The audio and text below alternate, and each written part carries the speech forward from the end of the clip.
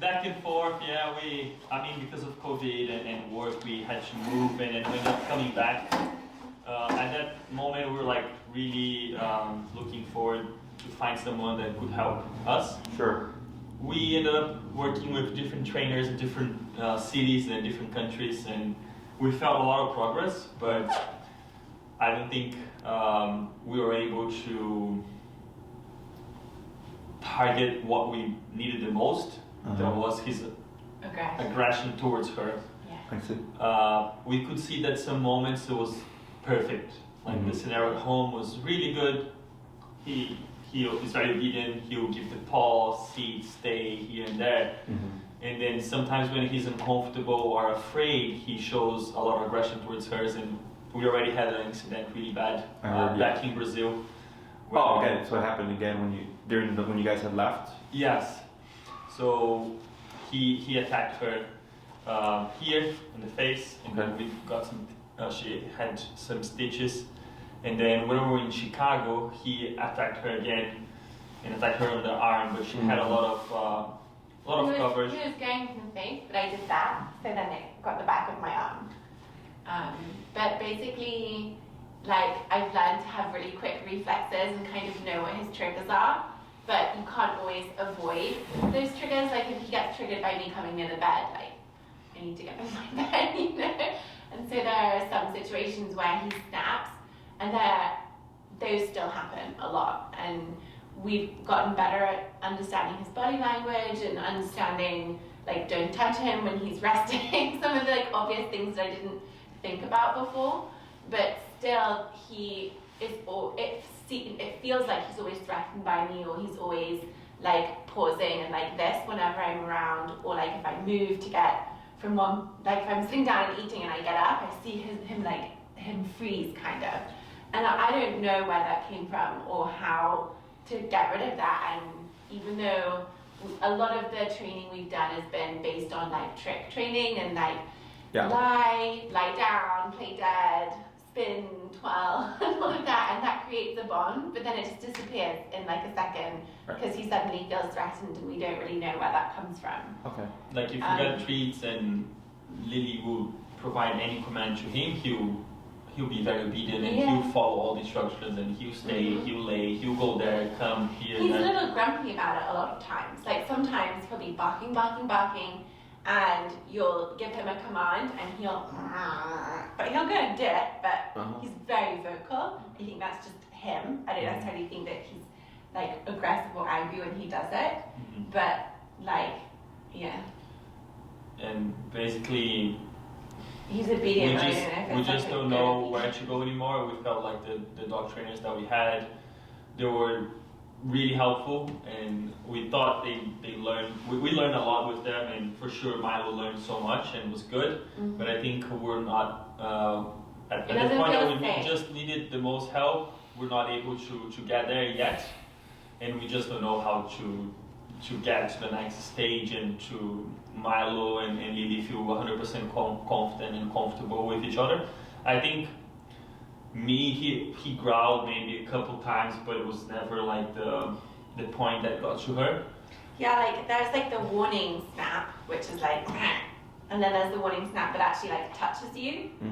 I think he's probably had the warning snap that touched you, but to me that doesn't feel like a bite. Like if he wanted to bite, he would. You know, the clamping down has only happened with me. It hasn't happened with anybody else. Yeah, and we just don't know, like.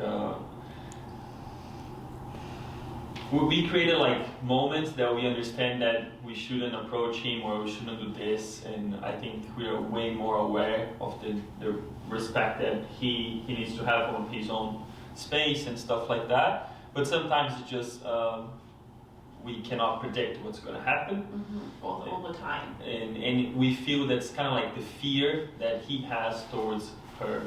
At some moments he's just like on his corner and then he starts and then he just snaps for a couple seconds, and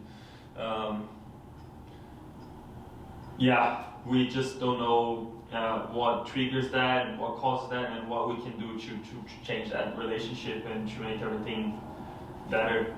And the both times that he attacked you badly, I was around you, So we don't know if it's a problem of my bond with him being too strong and he feeling like a threat by her, that she's approaching like our bond. But so sometimes we kind of avoid the situation of us three being together in the bed or us three being together in the sofa, for example.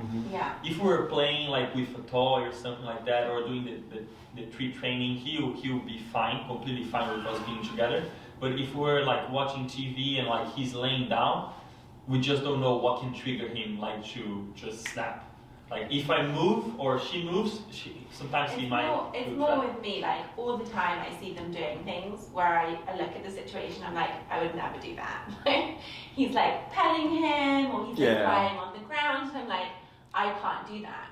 I just can't. And so it definitely is like, there's definitely, the dog behaves and feels differently around Rodrigo than he does with me. And it's really bizarre because when he was a puppy, he was with me all day, and I was the one training him. I was the one spending the most time with him, and he used to have a much stronger bond with me. And he was really sick and went to the hospital because he had all sort of like digestion problems when he was a small puppy. And I was the one who like took care of him, and like we had that thing. And then when COVID happened and Rodrigo was spending more time at home, it like swapped to being Rodrigo being the main one. But before, Milo was never protective of me with him. But when they became close with each other, then Milo got very protective of you when I was around. To the point where like I couldn't walk past a room that Rodrigo was in, and Milo would like pounce towards the door. And then at a time we didn't know what to do with him, and we would put him in the bathroom to like chill out, which we don't do that anymore, but at the time that was like our resource, and he'd growl if I walked past, like just from outside with the door closed. So that's when we decided to that was back in Brazil. And then we neutered him, and we thought that neutering him and doing dog training was gonna help. Definitely de-escalated. I think that was like the time where I got bitten in the face was like the worst of it, where he was so reactive all the time.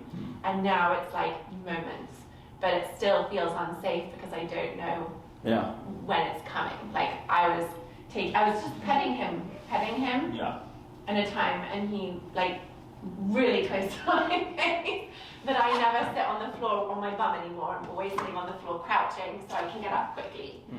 So I don't know if like me being aware that he could bite me creates like distance between us or what, but I'm definitely always on my guard, but it still feels like that's not enough. Like I feel like it's an accident's waiting to happen again, you know? And I think that's the worst case scenario, like that's the problem that we have the most. And then I'll say the second problem is that we're never able to control when he barks a lot. Sometimes like he goes into this new mental state that he's barking non-stop for 10-15 minutes non-stop.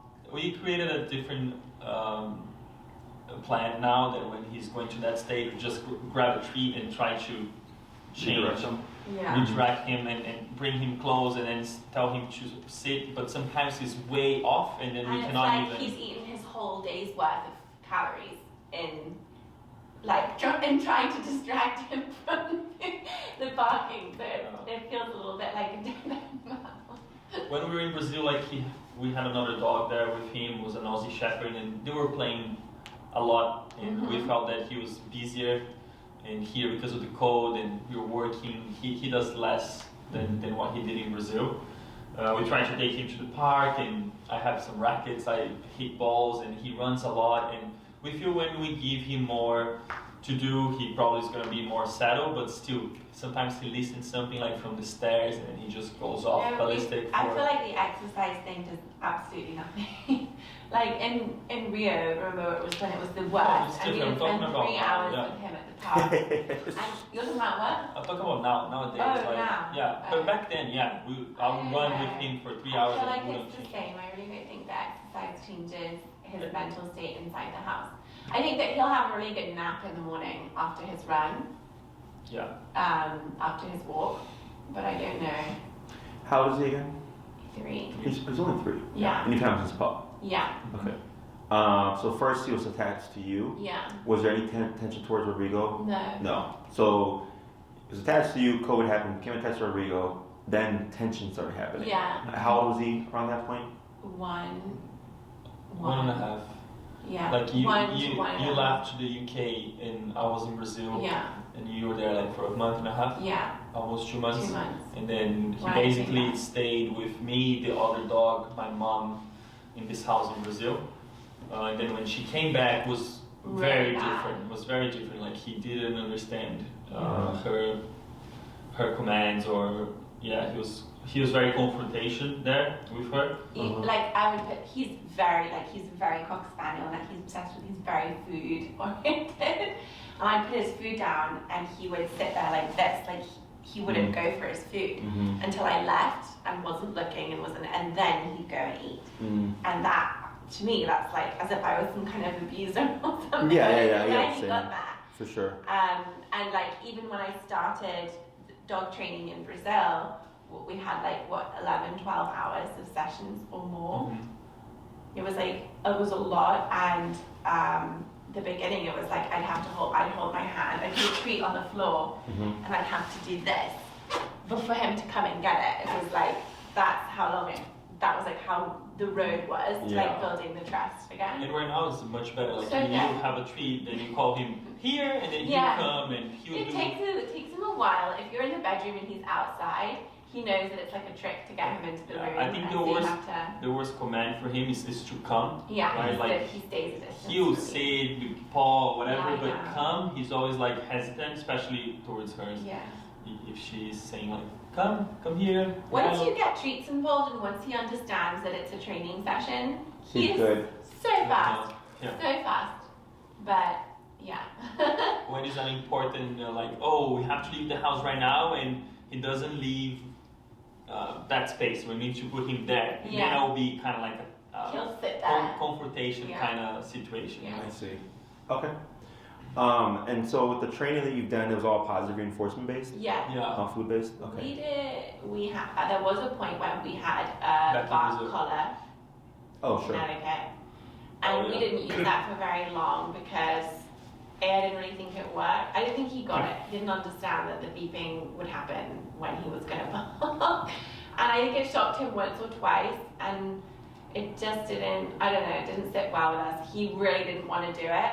I talked to so many people who said that it helped them so much with the barking. Yeah. And I think that us not being on the same page with it made it like hard to like see it through. Yeah. Okay. So that was happening for a short period of time Okay. that we used it, and then stopped using Some it. dog trainer back in Brazil told us not to use it. Yeah, because don't use he's it. having like a bad reaction with Yeah. any color that he Oh has. yeah, any color. Kind of was kind of like Distrustful? yeah, and it was like kind of putting like him on a mute. Like he would like lay down right away and not do anything else. It was kind of like a turn it off Yeah.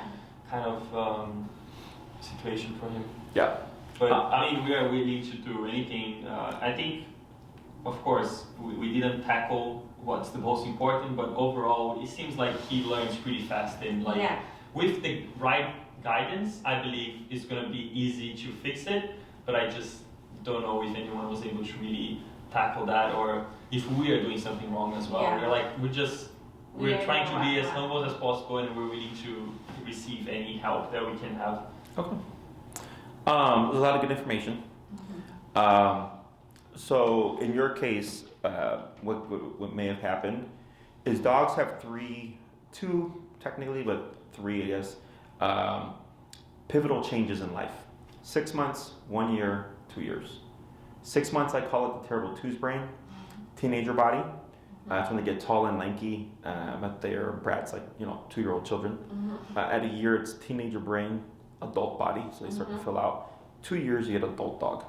Okay, so like a lot of times, when I deal with a lot of aggression cases, the owner will say like, Jesse, my puppy was so friendly, and then one day another dog attacked my puppy at the dog park, and I'll ask, how old was your puppy?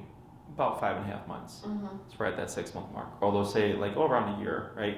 And not to say that it can't happen outside of that time frame, but it's when the brain is developing and there's this kind of so-called traumatic moment that people mishandle, because people typically scream and yell, make a big scene, pull the dogs apart.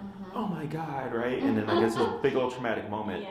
If we were to have something here, we stop the fight, calm the dogs down in a quiet fashion, and the dogs are left to coexist. Yeah. So then when we pull them apart or we separate them, the last thing the dogs remember was we got in a fight, we were corrected, and we had to hang around with each other for another 15, 20 minutes and everything was fine. So when we bring them back together, they pick up from there. So what happens for the younger dogs is that it's completely mishandled, which creates a distrust, because the dog's like, well, shit, you didn't protect me, right? Because even though it's human dog, the relationship of protector and protectee is a thing, you know?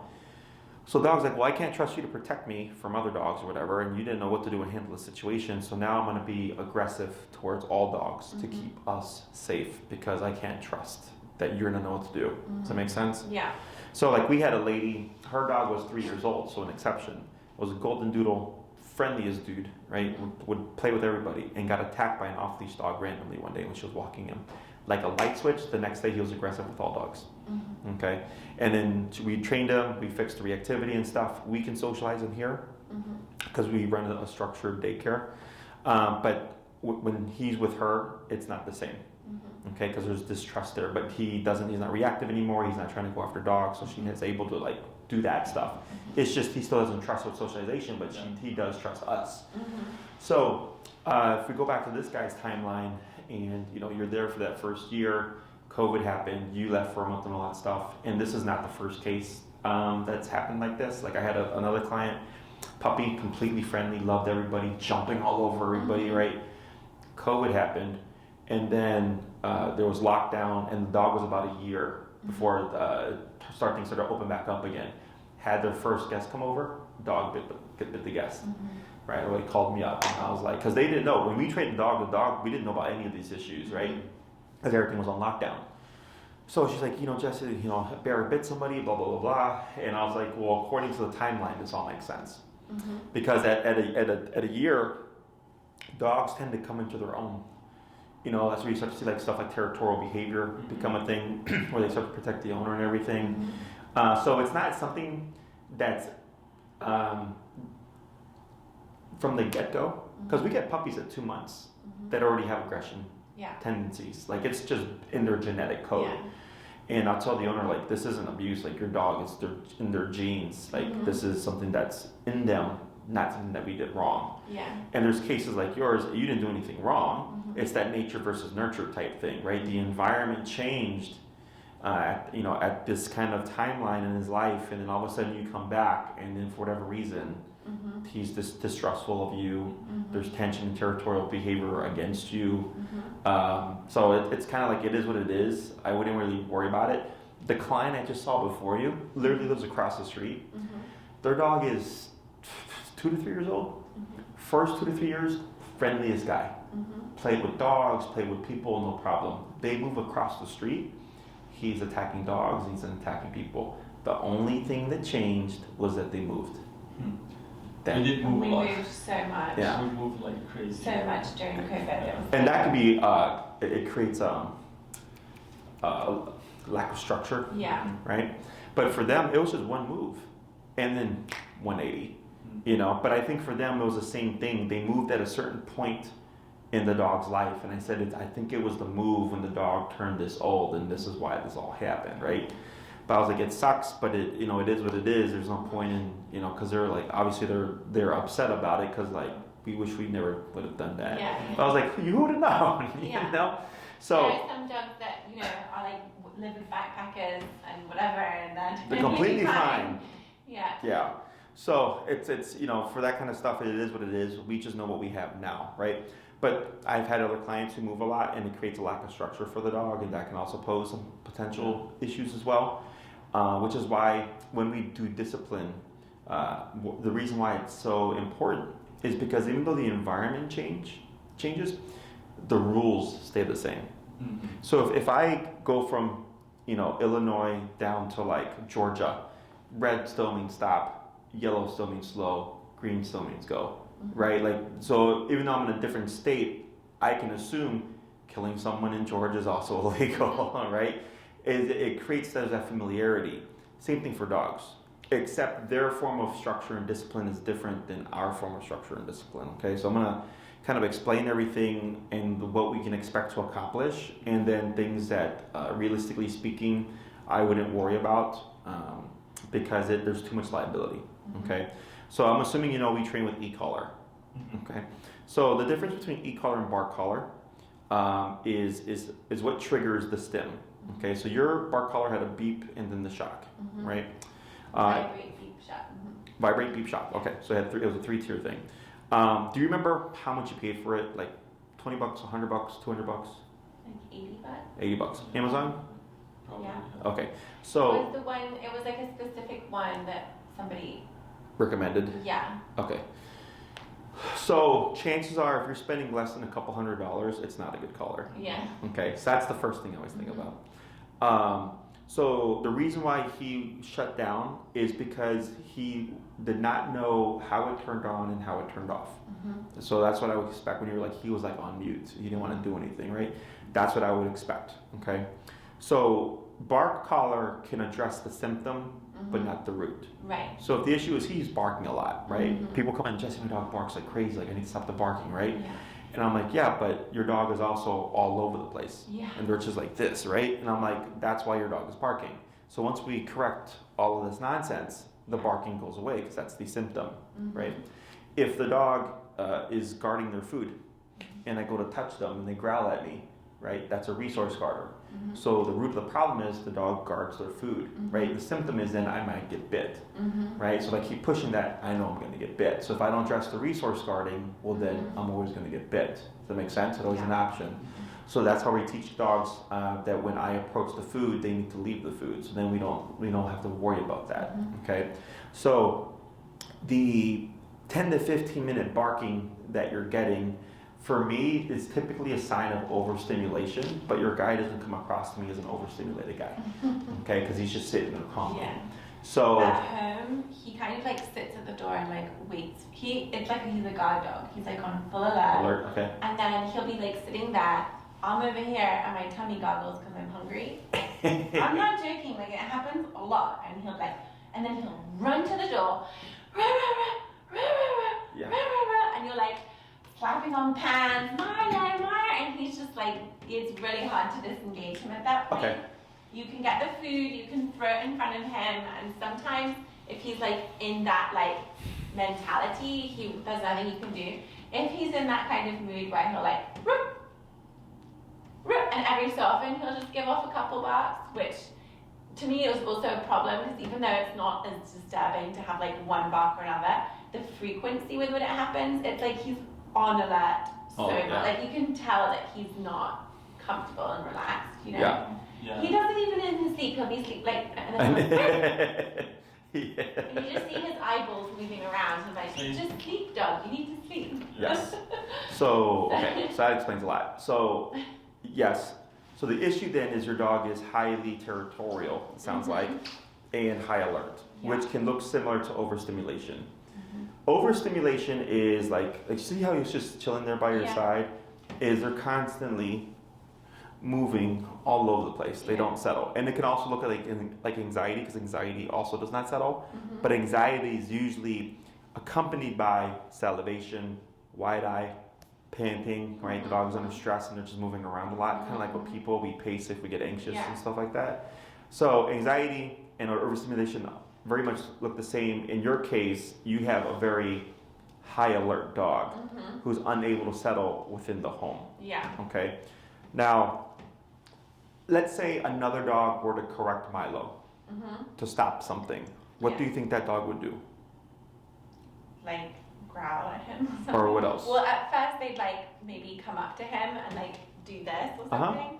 No, like Maliki, when they were playing, then Maliki didn't want to play with him. He would just like Give him a look. like hey. almost bite, but not. Bite, quite serious, and then he'll stop right away. Yeah. I think when he's at home and when he's outside, it's a completely different dog. Right. Like, he's so calm.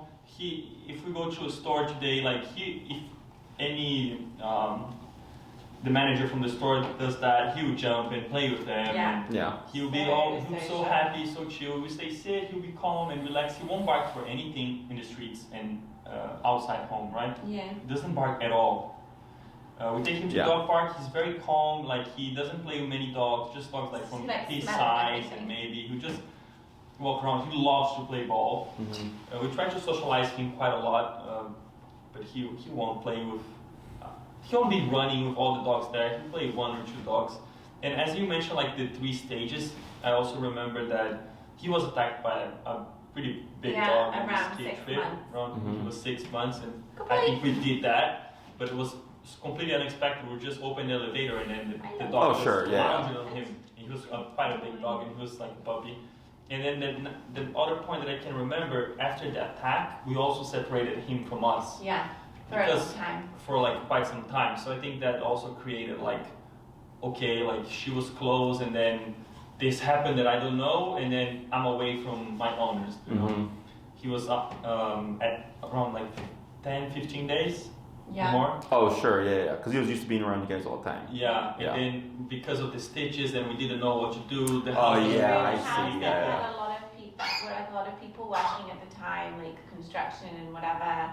And it's like an open house. It's like in Brazil, and so it's like your room, and then you open the room, and you're like out on. You were at the beach house as well. There was a beach house. It's like grass, so there's nowhere to like confine Milo or like nowhere to put him, so that like the staff or the construction or the gardeners weren't going to be like, you know, and then he would just like go up to people and start barking at them, and people were scared and He people stayed didn't know like what to do. at a farm with like 5 Bunch other of other dogs. It was like the vet's like ranch house. Sure.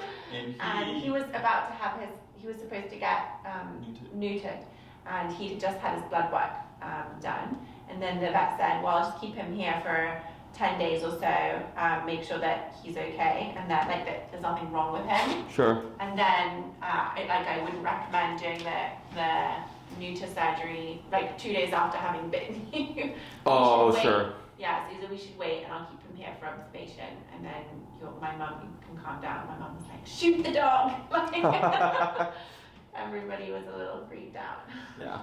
So a lot of stuff, right? Yeah. So going back to like how another dog would correct them, you said Malik, was it? Yeah, it was my mom's dog. Yeah, Malik. And then it was like an Aussie Shepherd. Sure. They would play along all day, and then sometimes he wanted to play too much, and then I would say Malik would just kind of like. Yeah. But so not biting, but just get out of here. Exactly. So dogs use physicality, as you know, right, to address things that they either want to stop or that they don't like. And so like when you said like throwing treats on the floor to redirect them, or like smacking the pans, right, that's the human way of trying to stop or correct a dog, but that's not what dogs do. Dogs bite each other. And when a dog bites each other, because you're like, oh, not in an aggressive way, right? It's interesting how the human brain works. Yeah, because it's not aggressive. It's a correction. But when people see that, they're like, oh God, aggression. I'm like, but that's how dogs communicate. They use physicality in their mouth to show affection, to correct, to protect. They use it for a lot of different reasons. So just because a dog does this doesn't mean they're aggressive, right? It means it can be a correction. I have a pit bull, and she'll correct dogs if she doesn't like what they're doing, but because she's a pit bull, people jump to like, your dog's aggressive. I'm like, no, she's not. Get the fuck away from me. So, and then like here, this is a dog bite. This is 10 stitches. It's a Great Dane, which people always freak out because they're like Great Danes, but they're not aggressive dogs. And I tell them like, aggression is not a characteristic that a dog is born with or without. It's whether or not the dog is put in a situation in which they feel they need to be aggressive. Does that make sense? And he's here today. He's a big goofball. He's a dope. The spotted one? No, that's Dexter. Oh, okay. He's Harlequin. He's got the spots. Yeah. Okay. So he's the dog that bit me. And he comes here, and I handle him. I walk him. He's fine. It's because he had never been put in a kennel before. Because he came here like 2 years ago. Like a crate kennel? Correct. Oh, right. So when I went to go put him in, he got freaked out, and he jumped up and bit my hand. Okay. So then the owners were like, oh my God, like he's not aggressive, we're sorry. I'm like, no, your dog's not aggressive. He just freaked out. But he used physicality to tell me, you're not putting me in that kennel. Does that make sense? So when it comes to the things that you're telling me, what you're lacking is appropriate physicality. Okay. Unfortunately, nowadays, like people look at physicality as abuse. They look at it as hurting their dog, but it's not the physicality itself. It's how you apply the physicality. Okay. So it's one thing if a dog is attacking and you kick the dog. You didn't abuse the dog. You just defended yourself, right? And another thing, they just come in and kick the dog for no reason. Does that make sense? Yeah. So, are you familiar with Cesar Millan? Right, the dog whisperer? What's he do? Right? He does the touch, he does the heel taps, right? Exactly. and that's what, what's his name did. Oh, the trainer? Exactly, the vet who took him. Yeah, we had Milo for the days following. That was kind of Milo like when... so submissive to him. I think, I don't know, he was doing it, he knows a lot about dogs as well. I mean, he was doing that in a perfect way, I assume. Like, his energy was he was so confident, and like, he didn't even need to touch Milo, just like by approaching like that, and Milo was just like, sure. Belly up, like, okay, I know, you're the guy here. But we did it at home, maybe with me, he answered in a distant way, but with Lily, when she was trying to do that, it was a confrontation mode. Yes. Like, wait. Yes. Like, we're never able, like, to, hey, Milo, stop. Shh. With her, he would confrontate right away. Oh my god, one time, one of the vets, always ask the vet, I was like, what is he in pain? Like, what is it? What shall I do? And they were like, oh, if he bites you, just stick your hand further in his mouth. And I would do that. And they're like, just put a glove on. I'm like, yeah, but I don't always have a glove in my hand. And then I did it once and it went all the way through. Yeah. Definitely had fun with my knuckles. So that's where things get complicated with the Cesar Millan methodology. Is when we correct dogs here, when I talk to my trainers and everything, I tell them anytime you correct a dog, you have to anticipate they might bite you back. Yeah. Because you're creating what I call a context. So if Milo, like let's say he jumped on me and I jabbed him, and he's like, who are you? I just met you right now, right? It's like someone telling you what to do, and you just met them, right? There's going to be that tension. So if I correct him and he comes back at me, and he can come back at me even worse, I just come back at him even harder, okay? Until I may come back off. And now he's learned that he cannot bully me away. Yeah. But the issue is, it puts you at risk, obviously, because since it's physical, and he bites, well, if he gets your hand, obviously it's going to hurt and he's going to do more damage to you than you would to him. Yeah. And that's where the Cesar methodology can fall short a bit. Yeah. It's not that it's not effective, we use it here all the time. Yeah. It's just for the average dog owner, they also don't want to get bit, right? So I had a dog that I trained a year and a half ago. It was a Shih Tzu. What was his name? I'm blanking on his name. But he was attacking the husband. They were in a foster to adopt. They wanted to keep the dog, but the dog kept attacking the husband and attached to the wife. So kind of the opposite of what we have here. And the husband couldn't walk in the room. He would come home from work and the dog would just charge him at the door and attack him, right? So then they had something happen. They're going to start training, but they had to board the dog here. Because there was no time to have the training in or whatever. So I said, sure, he's 15 pounds, right? And they paid for training while he was here. So we have to put the collar on the dog. Well, the dog wouldn't let us anywhere near him, right? So it's like, well, how do we put the collar on a dog that doesn't even let you near him? So I have the collar, I go to put it on him, and he straight up attacks me. Okay, so he's not that big. So I have a sleeve that protects my hand, and he's attacking the sleeve, and like 10 minutes goes by. Because I'm waiting for him to tire himself out. Yeah. He didn't tire out. Okay. So I go, okay, you're not going to give it up. Yeah. So I got rid of the sleeve, went to approach him. He charged to attack me, and as he attacked me, boom, one firm kick to the chest. He went back 2 to 3 feet, and he charged me again.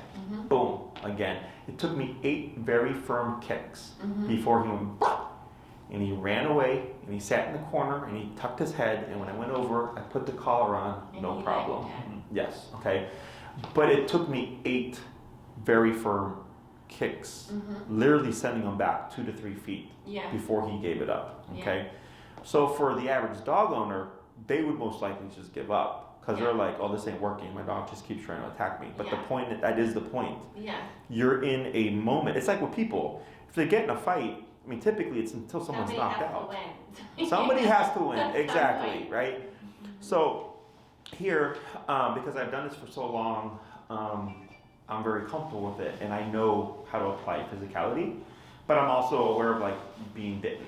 Right? How do you know when, like, if you're, for example, Shih Tzu, in my mind it's like such a small little dainty dog, like how do you know when they're going to get hurt, for example? Don't worry about like, that. They would, do they have the, because they don't have the inhibition to know when to stop eating. Like, do they have the inhibition to know, like, when to stop confronting because they're just going to get hurt? Or is it like in a dog who thinks that so much more is at stake than there really is, like the collar's not going to kill them, but they think it is, and they'll just like keep coming at you until. That's what. So when it comes to the e-collar, there's conditioning involved. Yeah. So that's a separate thing. Yeah. When it comes to one-on-one physicality, the whole concept of I don't want to hurt the dog. I don't either, but I also don't want to get bit. Yeah. Right. So if a dog, like it happened to us here. A client's dog, they had one class, and literally the next day they had to bring the dog here because they were having people come over, and the dog bit the owners, and they bit a bunch of people, like guests. But my trainer, is it like serious biting or like little nips kind of biting, like biting to bite? Punctures, okay. yes. And when my employee went to take the dog flipped out of the muzzle, and the collar just all slipped off. So now the dog is right here, nothing on. Right away, the dog's barking and looks at, it was me and my two employees. And I pushed my employees in the door where you guys entered because I knew what was going to happen. Sure enough, the dog came running, trying to bite, and I just gave a kick, right? And I just like grazed the dog. The dog jumped back, and she like looked around and launched again. And I went, boom, like firm, fucking firm. But turned around, ran to the owner, and sat down. Didn't do a thing. Okay? So I understand the whole size thing, but at the same time, it empowers him. Does that make sense? It's not that I don't care about the dog's well-being. I don't want to hurt the dog, but I come first, right? So when you're like, oh, when he tried to attack me and I had to protect myself, absolutely, right? Me personally, I see a dog coming at me, I'm coming right at them too. Because that's not what they're expecting. Yeah. Does that make sense? Yeah. And as long as I have shoes on, I know I'm for the most part protected. I might get some scratches and all that stuff, but I'm not going to use my hands. I'm going to use my legs. Yeah. And I'm going to do firm kicks because I want to make sure one lands and the dog goes, fuck, that was a bad decision. And he retreats from me as opposed to me retreating from him. Yeah. Okay? So in my book, if he's coming at you, you have, how do you say, full ability to protect yourself. You know, just don't kill the guy. The moment he surrenders, we stop. Yeah. We're good, because that's how dogs operate. If he went after a dog, like when you said your mom's dog, he cracks and he's like, all right, cool, and then it's done. Yeah. It's right away done, even though it can seem really harsh, right? So that's a separate thing, okay? Because if you're tiptoeing around your own home, which is how it is. That's why. Yeah. It's because he's so empowered with I've won over and over again, and he sees these things. He sees you when you come in and you stall and you're like, shit, he's gonna have a moment. He sees that. I have like a mini heart attack like when I'm coming to the room and the lights were kind of like dim and there was a sweater on the bed that was dark. And I walked in the room like not thinking about it, and then I saw this, and then suddenly I realized the sweater out the corner of my eye, thinking it was Milo. I was like, and I had like my heart just went like this, thinking I just walked into the room and didn't realize the dog was here. Sure. And like that's how scared I am of him. And it sounds so silly because he's such a small dog, capable of not very much. No, but they can do damage. You know. I had a client with the 8-pound Chihuahua who bit their dog walker and took out the thumbnail and everything. Had to go to the ER. 8 pounds. You know? It also only goes for my face, which it's tactical, it's smart. He never has gone for anything other than my face. Yeah. So that's not good. Yeah, I don't know why that is. Why? It's. I'm also so tall. Like why? But I mean, for me, like that's something I use to my advantage. Yeah. Right? Because if he's gonna go up here, he's not watching what's going on down here. Yeah. Right? So that's a separate thing. Yeah. Okay? Because I've heard the craziest shit over 12 fucking years. Yeah. And I showed up, the dog had attacked the guy twice in 24 hours. It was a Cane Corso. You guys remember Cane Corsos? Right? 130-pound dog. And they called me to go help. And when I showed up, there was 2 police cars. And I walk in and I hear, I'm talking, and I look and I see the 2 officers and the guy, he had a white t-shirt. He was like 6'4". He was a big fucking guy. All red, right here. All of this soaked, right? Yeah. So he's talking to the cops, and he's telling what happened. He's like, yeah, the dog tried to mount me, and I pushed him off, and he just full on attacked me and had to jump over my couch, and I tried to run away from him. And he's like, and then the dog latched onto my side, and he's like, and I was trying to get him off, and he went like this. He's like, and I was like, and I stopped him. I was like, what is this? And he's like, well, I didn't want to hurt him. I was like, bro, like this fucking dog's latched onto your side. I need my thumbs in his fucking eyeballs. I don't give a fuck about the dog. Protect yourself. The dog can kill you. Oh my god. But that's what, that's how people are conditioned. Yeah. But it puts you at a disadvantage. And again, it's not you trying to be mean to your dog, but and also the dog's not trying to be mean to us all the time. Like that's it's a separate thing. Yeah. Like It's a separate thing which we'll talk about. Yeah. But now, like you said, you walk into a dim lit room and you almost had a heart attack. That's not good. So that's why I have to empower you to tell you, regardless of training and all that stuff, because that's a separate thing, you have the right to use physicality to protect yourself, and in my opinion, you should. Okay, now if the answer is, well, I don't know how, then there's stuff that I can send you. Cesar Milan's a great resource, but of course you don't see that kind of shit. Like Cesar only does certain kinds of cases. They contacted me from Cesar years ago to see if I had any dogs that he could work with, and they wouldn't work with any of the dogs I was working with at the time because they were all really aggressive. Okay, so he only takes stuff that he knows he can do within the show. Okay, so that's one thing. Okay, when it comes to e-collar, the way it helps indirectly is you're putting physicality on him in a non-confrontational way. So we always teach heel, which is walking on a leash, because it's something that most people do 3 times a day, 7 days a week, right? To like take their dogs to potty. So 3 times a day, 7 days a week, you're using the e-collar, you're exposing them to it. And what happens is the physicality from the e-collar can change how dogs think, because he's not used to that, right? Other than when you attempted it, but the problem with the bar collar alone is he didn't understand it. With the way we teach the e-collar, it's so the dog understands it. Okay, 2 hours. Pull up on your leash. Up, and then relax. So it was a feral dog. Came in screaming its ass off. I was like, up on your leash. Up. Pull straight up, and then relax. Just came in shrieking. Right? And it sounded like a dog was dying. So we had to tell the clients, because we had 2 trainers at the same time, and we're like, it's a feral dog, that's why everything sounds crazy, because it sounded like the dog was dying. But then within a few minutes of doing physicality with prong and e-collar, the dog started to calm down. Okay? So we're using physicality outside of the problem, and then we want to see how does it impact him. Okay? Because when a dog gets disciplined, and discipline that they understand and respect, it just changes them psychologically. It's like a bully, right? If a bully is like, targeting this kid, and then one day the kid the bully is bullying stands up for themselves and kicks the bully's ass, now it shifts things. Does it make sense? Because now the bully's like, well, now you're stronger than me now. And bullies target the weaker, okay? This guy is a bully. But he's been very empowered because obviously with teeth, he can do more harm to you than you can do harm to him. Once we get that into play, a lot of times a lot of things go away. Leash reactivity, like the lady I was talking about that just moved across the street, that was one of their issues. By the second class, we resolved all that stuff, so now she can walk the dog. The dog doesn't try to go after people or dogs. But it was all because of discipline, okay? Now, and then we start to work our way backwards. So we start with leash walking first. You're going to probably see some of that shutdown stuff, but because you get to expose them to it 3 times a day is what's going to get them over it.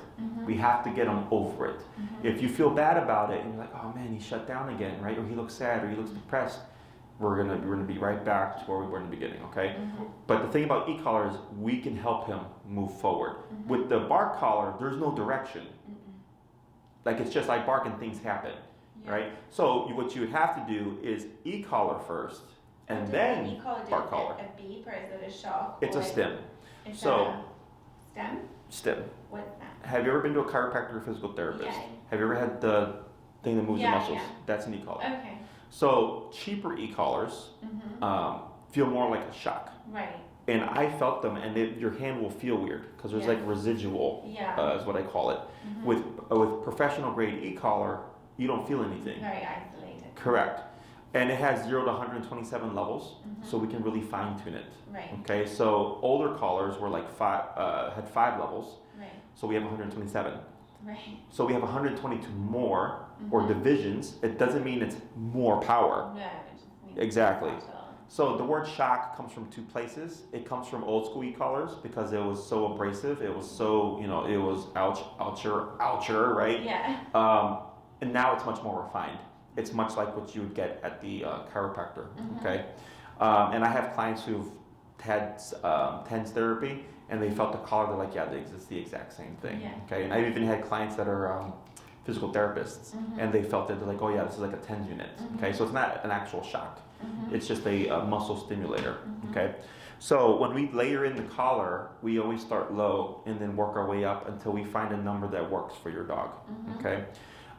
When we operate, I operate a bit differently than other trainers, okay? So dogs don't ease each other into life.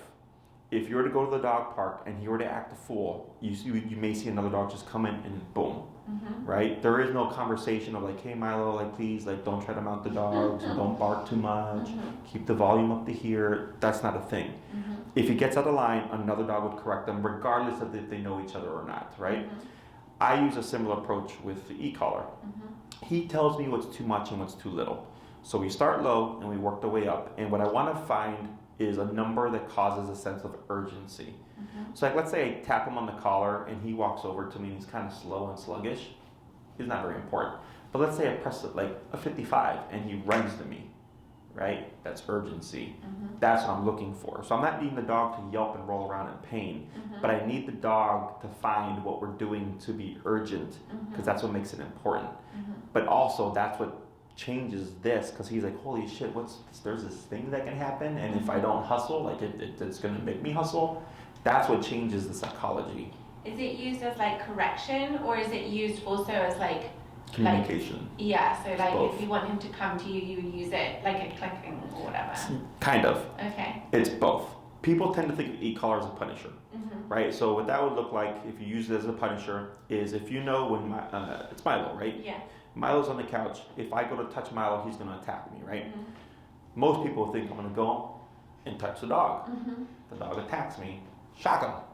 That's how most people think. That's what we call punishment-based training. Right. Okay, we provoke behavior and we punish it. What we do is teach the dog that the e-collar is a line of communication first. Get discipline in the brain, which is why I said heal. I said we're going to work outside of the problem and then move backwards into the problem. Okay, because I want to see how does just teaching Milo how to walk on a leash with e-collar, even if he walks well already, I'm going to make him walk better. How does it change the way he thinks? Okay, so then let's say, for instance, I have a case right now that's a resource guarder, and they thought, oh, we're going to put the food down. Bernie's going to go, and we're going to touch the bowl, and we're going to make Bernie mad, and we're going to shock him. Okay, and I said, is that what you expect? And they said yes. I'm like, that's not how it works. Okay, that's how people think. What we did is we put something down. We stood over here with the long leash. Bernie went over to the food, and I tapped him low on the collar, and it kept going up until eventually I found the number that made him walk away from the food. So what I taught Bernie was when he feels this, it means to step away from the food. Okay, so we don't even have to piss the dog off to work with them. Does that make sense? But I had to teach the communication first. Otherwise, you can make things worse.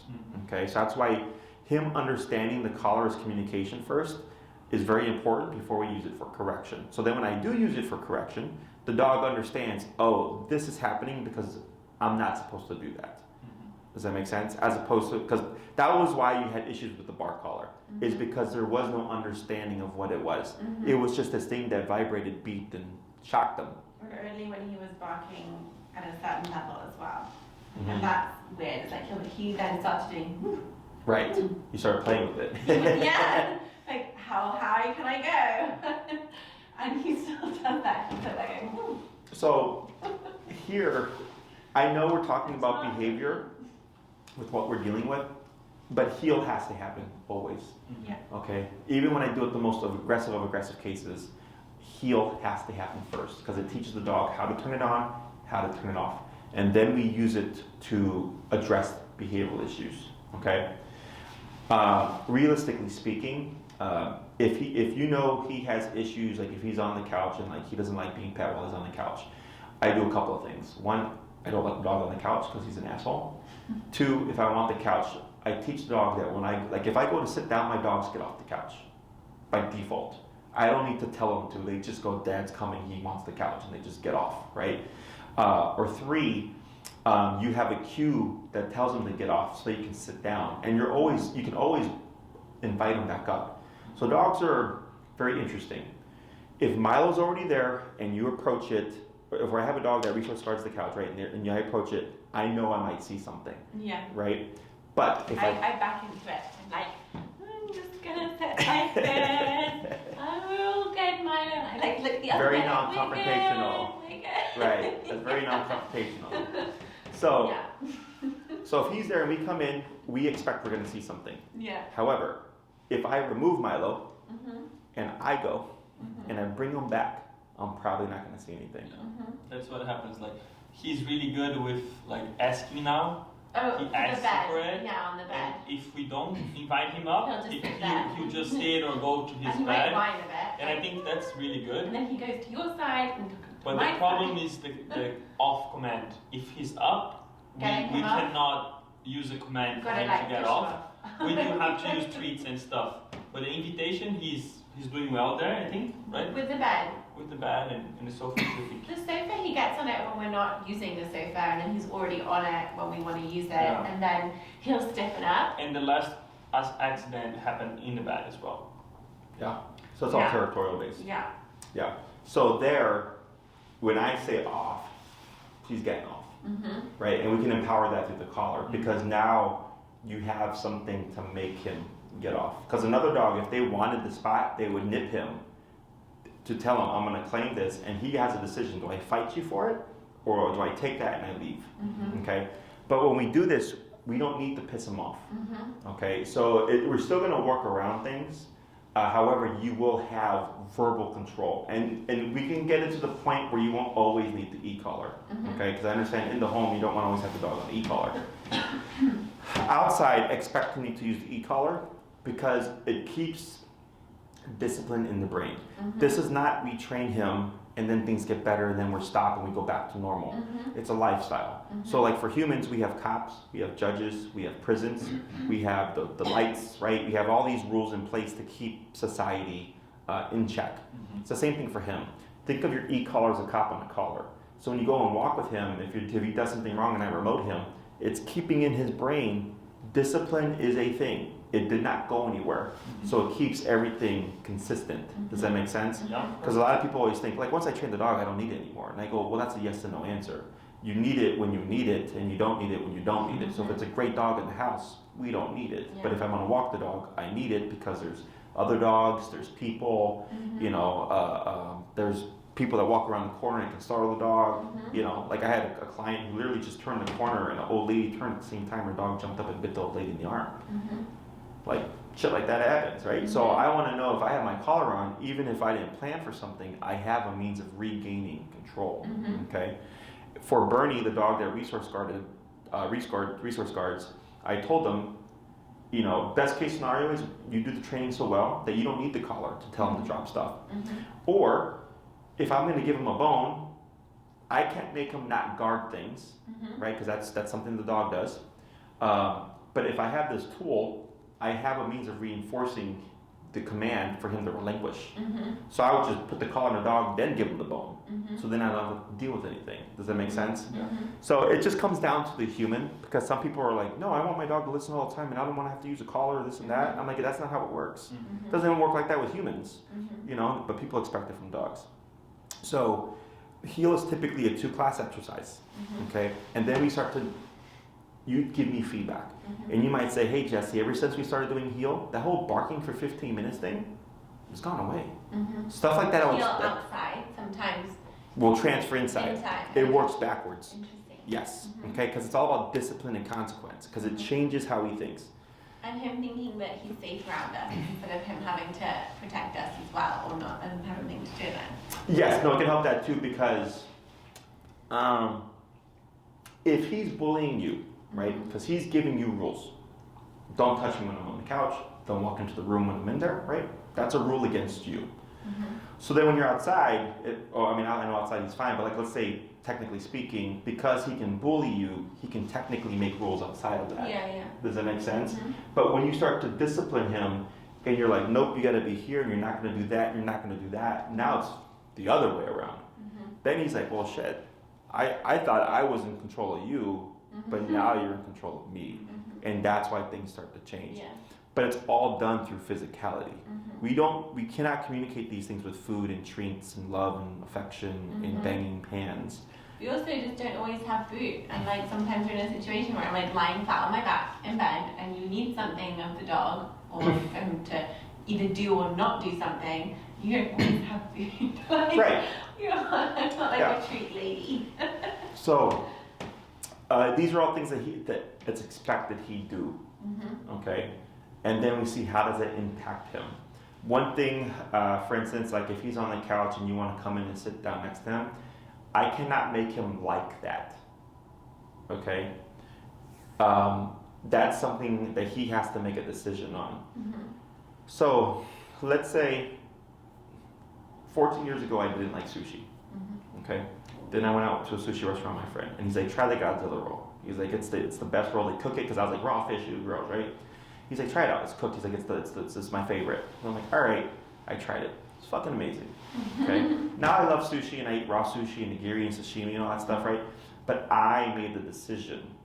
Does that make sense? Yeah. Nobody forced me to like sushi. Yeah. That's not. You can't do that. So it's the same thing for dogs. I cannot make him accept you coming to sit next to him and like it. But there are other answers where I was like, if you sit off, he's gonna get off. Yeah. And you're gonna sit down. Okay? Yeah. And if you want to invite him back, you invite him back. If you don't want to invite him back, you don't. And if he comes to whine, I correct that. Because that's him saying, well, please let me back. And I go, no, get out of here. I don't want you here, right? There's power in that. Yeah. Okay? So you're not trying to be mean to your dog, but you do have to set these boundaries to flip that psychology. Otherwise, he's going to just keep playing you and bullying you with the aggression. Okay? Does that make sense? It does, yeah, 100%. And I feel that makes a lot of sense, especially because, for example, the other vet that helped us a little bit, he had so much confidence, and he was able to create that boundary very early with Milo, and then it was over. There was no confrontation at all. From day one, he showed that, okay, you're not gonna win, you're not gonna create any rules here. And it's super bizarre, and like, I understand that as well, because if it were a thing of like, oh, it's just Milo and it's not to do with the things you're talking about, he wouldn't be able to go to the vet and have his teeth cleaned by somebody and not give any problem. And I sometimes feel like, oh my gosh, this is super immoral of me to let someone be brushing his teeth, being that I would never brush his teeth. Right. And it's, but I know that he's a completely different dog because he knows who he can do it with, and he's totally learned where he can get away with whatever he wants with me. And it's the same thing with people. Right? Like, growing up, my mom was very strict. My mom and dad, right? And then I went to my grandma's. And my grandma let me get away with stuff. And I learned that. And then I learned if I'm with my mom and my grandma, if my mom tried to discipline me, I go, no, like he's only 7, blah, blah, blah, right? And I was like, he knows that with us. I'm like the tough one, and you're like, he seems that. Yes. So it's just like kids, okay? So that's why everybody being on the same page is important. Not just you having to do physicality, but you as well. Everything has to be on the same page, okay? Otherwise, he will stay in the kind of limbo, and then you won't make any progress, okay? Now, because you're asserting yourselves, expect to see some protest, okay, potentially. Or 2, what people describe as depression or like mopiness, the dog looking sad. And I go, it's because no one likes discipline. Right? And we're going 3 years of his life without formal discipline, so to speak, from you guys. So now that you're coming at him, it's like a 180. And that's why we see that shift. But once he learns the rules, I can't bully mom, I can't do this, I can't do that, I can't do this, I can't bark for 15 minutes. All of a sudden, he's like, oh, okay, well, as long as I don't do that stuff, I'm good. Like, just like me, I know if I don't run a red light, I don't get a ticket. I'm good. You know? I think it's good for him to have more interactions with dogs because I feel that every time he goes to the dog park, he's kind of like, oh shit, oh this guy just told me to don't get too close. I see for the discipline and factor. if that's gonna like influence with her or us, because I felt that when he was with the other dog, he was kind of like learning from him and kind of like doing the same things, and I don't know. It's I think you paint a rosy picture because remember when I was in England and you were in St. Carlos and it was you and the 2 dogs and your mum, and only afterwards you told me actually the first time I bit wasn't you, he bit me. And that was with the other dog there. I wasn't anywhere to be seen. I wasn't a factor in that. Yeah, it's a. He was reactive. I mean, I know for sure I did something wrong, and I mean he was sleeping. I just went to take him out of his bed and place him in a different room. Honestly, I think I made a mistake there, and he reacted. Yeah. Right. Yeah. And there's Honestly, I don't think he was just out of nowhere like I was petting him and he attacked. Like around that scenario with the other dog, every time he was doing something wrong, the other dog would correct him. And I just think that sometimes he goes to the dog park and he's playing with the dog, and then sometimes he starts playing a little bit more, or he gets close to a dog, the dog comes to him and like checks him. And I think it just helped him to understand that he's not the king of the jungle. Technically speaking, yes. But the most important part is you guys. It has to come from you. Cool. But in regards to like, we'll take him to the dog park, make his behavior better, that would be a no. You yourselves have to discipline him by consequence, so he knows For sure. you guys aren't taking it anymore.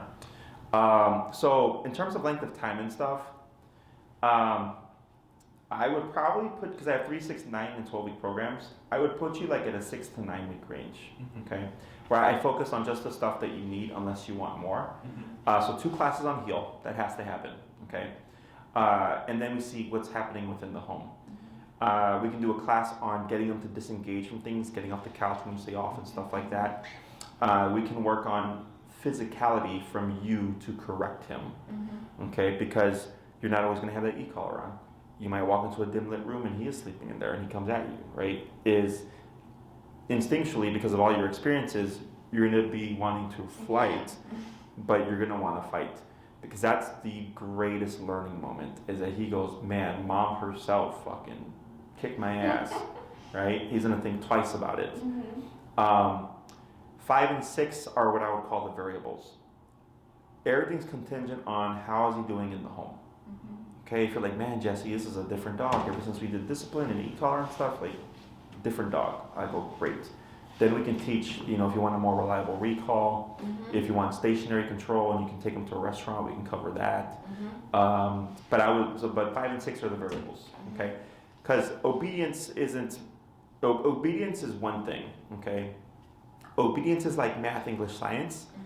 And behavior is like, don't lie, don't steal, don't cheat, don't jump, don't bark, don't bite, right? But obedience doesn't really help behavior. What's going to help you is the discipline, the e-collar. He's doing well in school, but he's cheating and biting. Yeah, exactly. Like someone could be a genius and then be a psychotic killer.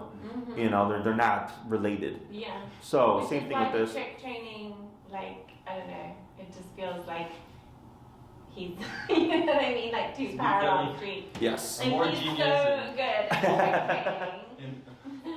Never mind. No nigga boy. So yeah, I think actually probably even just 6 classes. Yeah.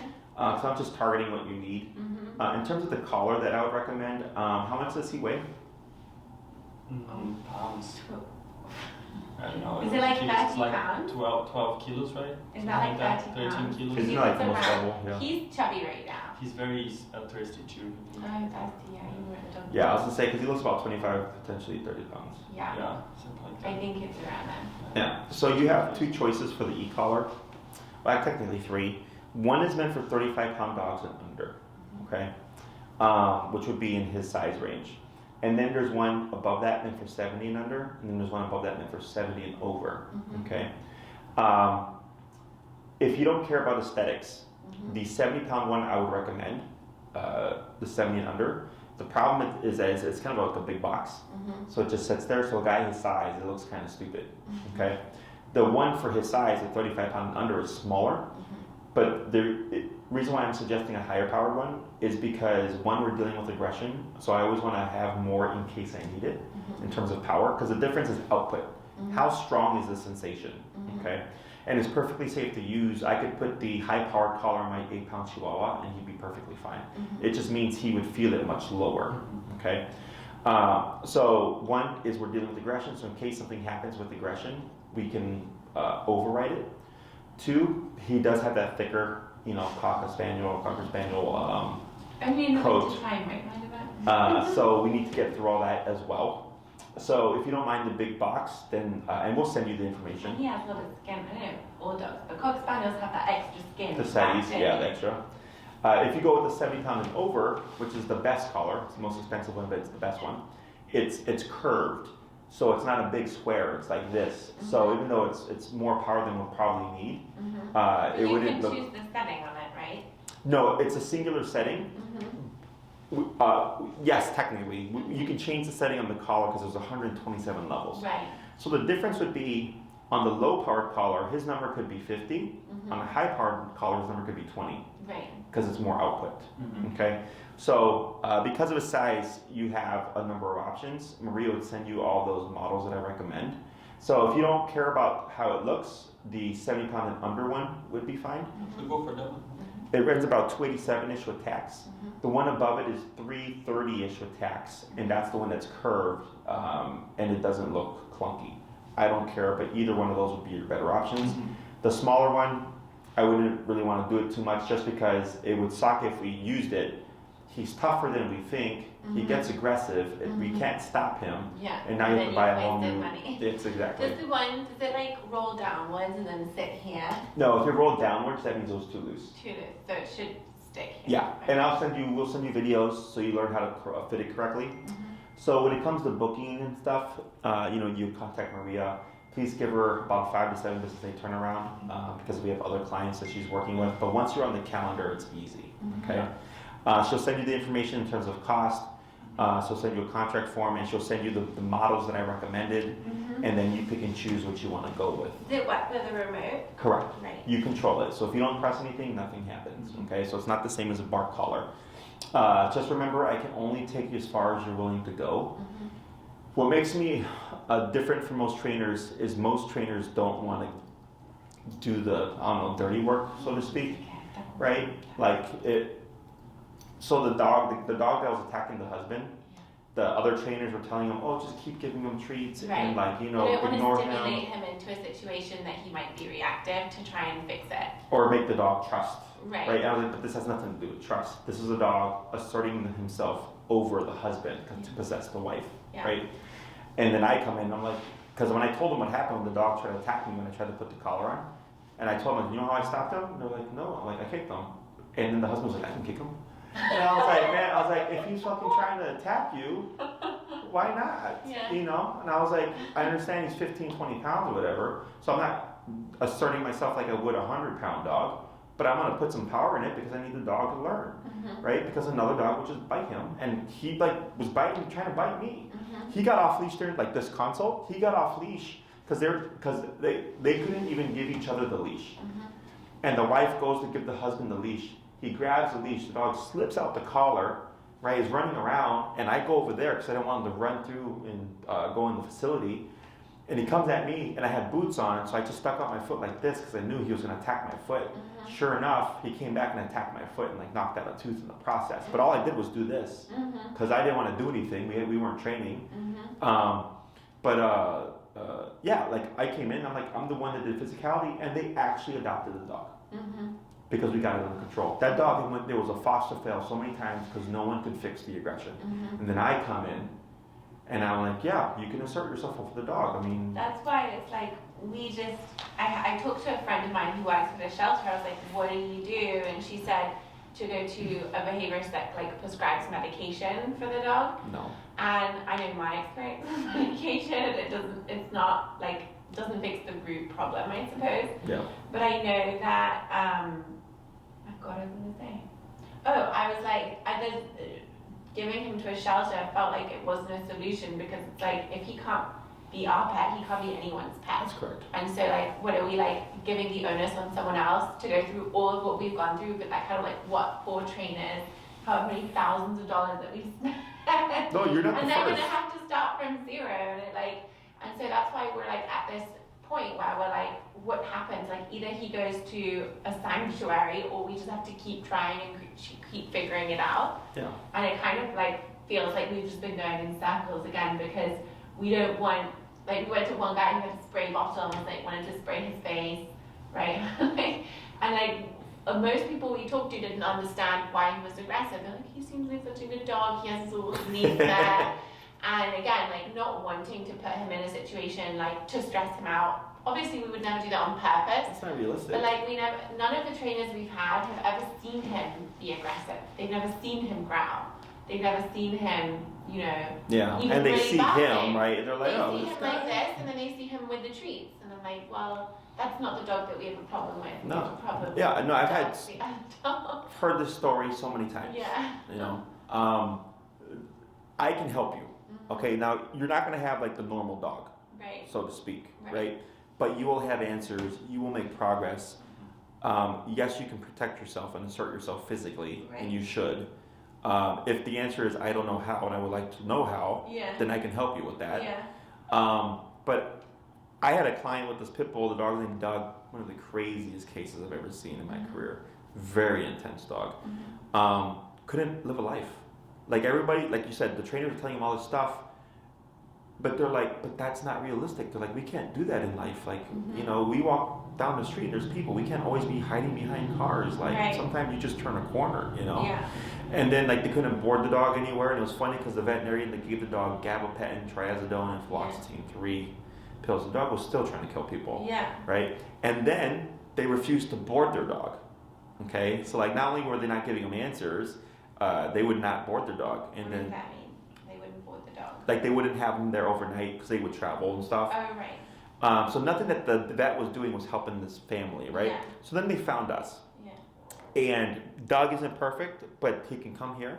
He's not been a problem with anybody. He loves everybody that's here. The family can have people come over now and not have to worry about his dog trying to kill someone. Yeah. You know, he's not one that anybody can just approach, but at least they can live their life. Yeah. You know, and we gave them options so that they can actually do stuff and travel because the Yeah. lady's like in some kind of real estate business where she's just like all over the place. Yeah. But I think it's crazy because then it was funny because they had the first class.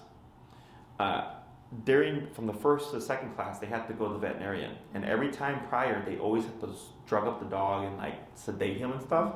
It was the first time they didn't have to do that Yeah. because of Just discipline. the past. Yes. Yeah. Okay. So not every case is like that. Some cases are more work. Some cases are more complicated. In my opinion, there's always an answer. It's just a matter of is the owner willing to accept the answer. I had a dog 2 weeks ago that I said I think best case scenario is anytime this dog is around children or other people, the dog is always muzzled. Okay. Yeah.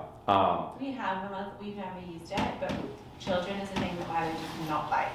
It's like the only thing, like we'll be in a mall and he'll see a dog, a child running around like the other side, or he'll hear it and he'll like go for it, and so we have to be holding his leash like this. Yeah, that's not a problem.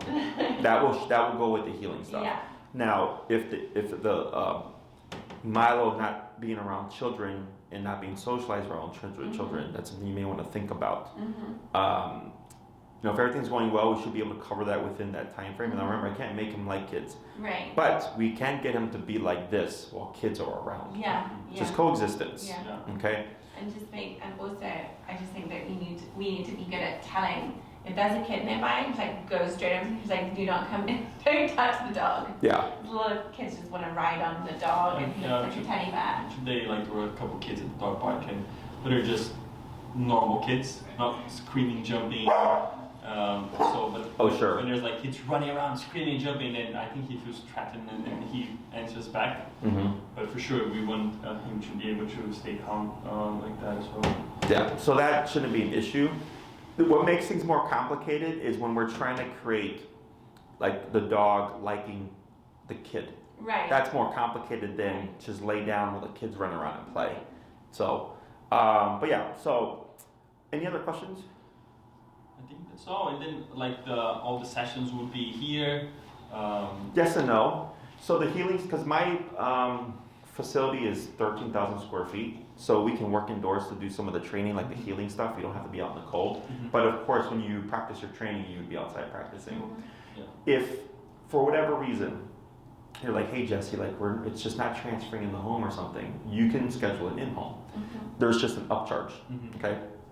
Because now I have to leave here to go there and then come back, and that takes out a chunk of my day. So what I tell people to do is we see what we can get done here, and if there's anything left over, we can then have a class. So it just helps keep the cost down a bit. We also do a full, like if you wanted all in-home sessions, I do that too. It's just more expensive because every class is in-home, okay? It would be better for us both to be in the session more lately. Ideally both. Both. Yeah, because this way you're on the same page. I've worked with a lot of couples over the years, and like there's disagreements and stuff like that. So it's nice when they're on the same page, and they're like, and then we also record things now. So if there's ever a disagreement, you have That's good. photographic evidence. We should bring that home as well. Just get like a little GoPro and film everything. I'm gonna have like a buddy. And show Jesse, look, we're pretty good. It's funny because it's happened before. I had a client, and the husband would not listen to the wife, and she had to pull up the video, and she's like, here, she's like, it's coming from Jesse's mouth. So yeah. Should we do like once a week or like once? Yeah, every once 2 a weeks? week in the beginning, because yours is a behavioral case. Depending on how things go, potentially by like the 4th class, 5 and 6 might get pushed out, because then you need time to make sure everything's sinking in. So like the client I just had before you, the one that just moved across the street, they just had their 4th class. Yes, they just had their 4th class, and I told her now it's just making sure that everything is sticking. So I'm not going to see her for another 2 weeks, and then the next class after that, I told her might not be for like a couple of months, just to make sure that there's, because if it's week, and then the program finishes, and then something happens after the program, you know? So time is what we need. You always have my technical support, even after the training. My clients are always welcome to contact me with any questions. But that this way, you know, it's still within the program time, that if we need to do another in-home, like it's not a problem. You still have classes. Cool. Okay? That's perfect. So for the first session, I just should contact Maria and then organize there, and then maybe order the e-collar. Correct. She'll send you all the information and stuff, because we're now just it's weird over the winter time because of the holidays. So now, like, I looked at, like, this week was kind of slow, and then next week I'm like, oh shit, like there's a bunch of people there. Yeah. So, but she'll help you figure all that stuff out. And if you have any other questions, you can just let her know, and then she'll get back to you. That's awesome. I really appreciate it for your time and consideration to take us. We were getting to the end of the route, and with all the moving that we did, and family problems as well in the middle of everything. So it was very complicated for both of us. No, I understand. I apologize for, because I know, because I think you scheduled it, and then hours later you're like, hey, I gotta go to Brazil, right? The issue. So I don't know when I contacted. It was a few months back. Okay. Yeah, like it was a bunch of back and forth, right? And then, unfortunately for us, we get people who something happens and they panic, and then right away they book us, and then they don't realize that we do e-collar, and then they're like, oh, I don't want to do the consultation anymore. I'm like, well, it's not refundable because you used up our time, and it says it on the website like 20 times, right? But we've had that happen where people are like, oh, I didn't know you used e-collar, I don't want to do this anymore. We're like, well, it's all right there in the form, like, so no. Yeah. But I completely understand. It makes completely sense. I worked with clients before as well, and I know